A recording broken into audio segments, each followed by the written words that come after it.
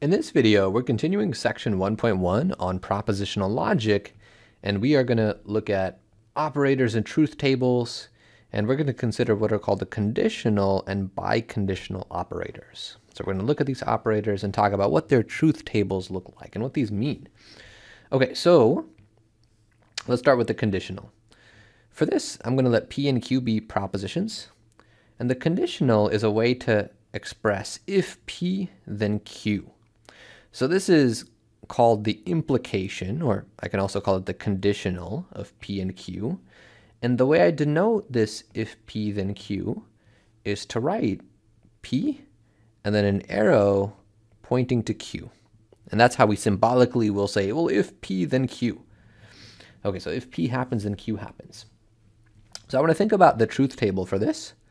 So I will write P, Q, and then next to it, the new proposition, P implies Q. And then I'll draw a vertical line to separate out those starting ones from this final proposition. Okay, and then remember my shortcut for quickly getting these truth values in a systematic way. With the final thing here, I alternate it, true, false, true, false. So true, false, true, false. And for P, then I alternate double true and then double false. And again, later we'll see some examples where we might even have a third one of these or a fourth one of these. And so if I had a third one, well, then I would alternate 4 trues and 4 falses. Okay, so this systematic way of writing it just helps me make sure I have all of them. Well, so when is this implication, if P then Q, when is this true and when is it false? To make sense of that, I think it's helpful to look at an example. So I want to consider this example. If it is Wednesday, we wear pink. And I want to think about this condition as a rule here. So if it is Wednesday, we wear pink. And think about when would this condition be violated? So what would cause us to break this rule that says if it is Wednesday, we wear pink. We have to wear pink. Well, for this to be violated, what would need to happen is it would need to be Wednesday. It's violated if it is Wednesday and we don't wear pink. So if it was a Wednesday and we didn't wear pink, then we are breaking this rule. Okay, so in other words, what this is saying is, well, this Wednesday portion, so let me go back to my original statement.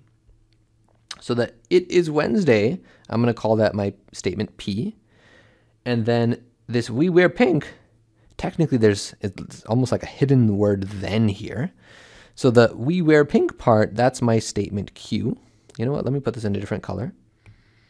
We wear pink, I'll put that as Q. So if P then Q, so this is violated if it's Wednesday, meaning P is true.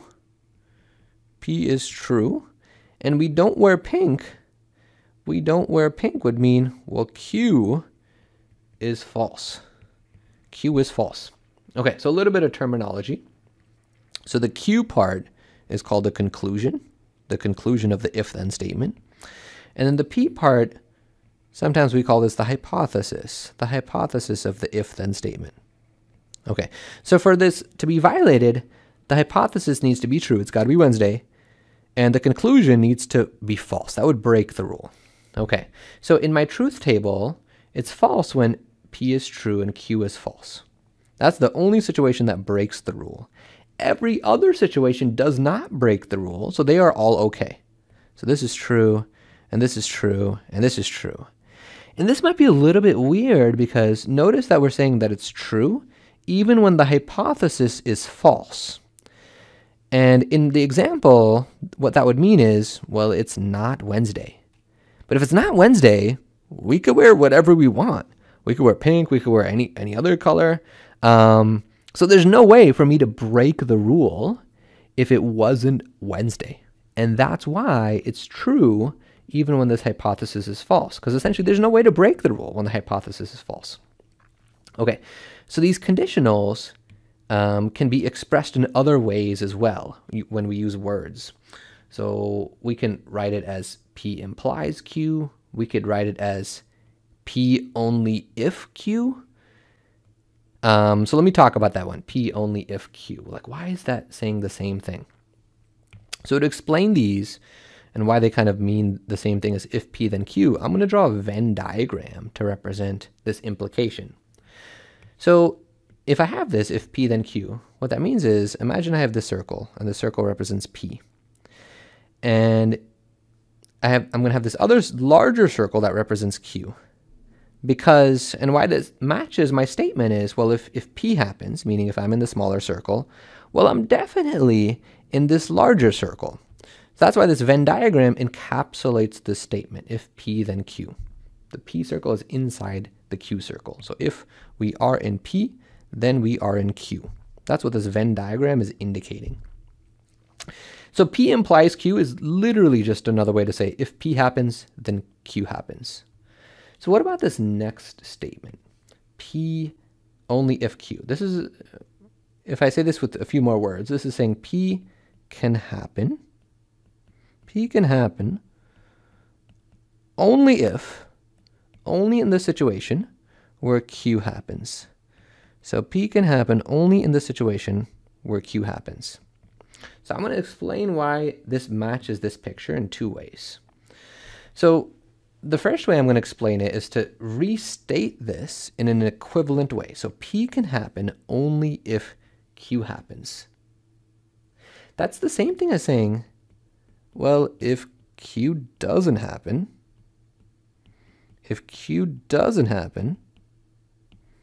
then P doesn't happen. Then P doesn't happen. Right? Because if this thing P can happen only if Q happens, well, then if Q doesn't happen, well, P better not happen. Okay, and that makes sense based on my picture, because if Q doesn't happen, that means we are outside of the Q circle. But if I'm outside of the Q circle, I'm definitely outside of the P circle. P is definitely not happening. Okay, so this is very much true in this picture. And this picture we saw already represents if P then Q. So it's a little bit weird of wording if we haven't seen this before, but P only if Q is the same thing logically as if P happens, then Q happens.